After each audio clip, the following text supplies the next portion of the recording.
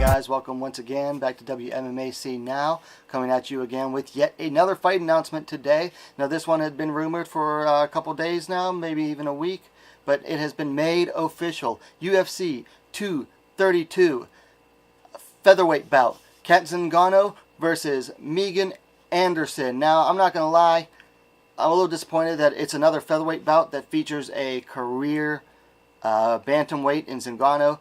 In fact, bantamweight who had once even fought as low as flyweight at the beginning of her career. Now that was a good while ago.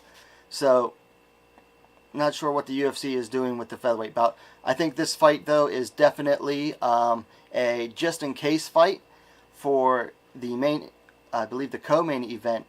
It's either main event or co-main event of that fight, of that night, is Cyborg versus Nunez. So this fight is definitely what you call a backup fight. Whereas if someone in the bigger fight gets hurt, someone in the lesser fight gets brought up. So if, God forbid, Nunez or Cyborg has to back out of the fight, one of these two will be brought in. So Zingano is coming off a unanimous decision win over Marion Renault back at UFC Fight Night 133 in July. That was actually her first win since 2014, when she beat the current bantamweight champ, Amanda Nunes. Now, Anderson is coming off of a unanimous decision loss, on the other hand, to Holly Holm back at UFC 225 in June. That was her first loss since a submission loss to Cindy Dandois and Invicta back in 2015. Now, I'm not going to pick a winner right away. I am going to say the keys to victory for each fighter early on.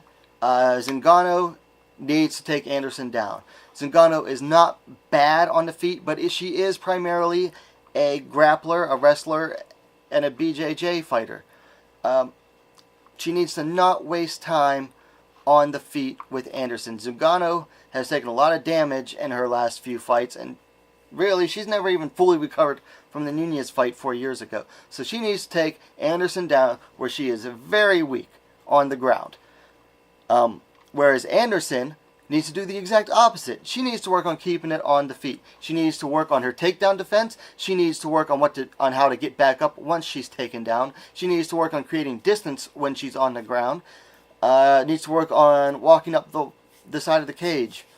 But biggest of all, work on the takedowns and work on using your length and reach to maintain distance on the feet. She'd be best advised to take a counter striking approach to this fight to keep the distance against Anderson.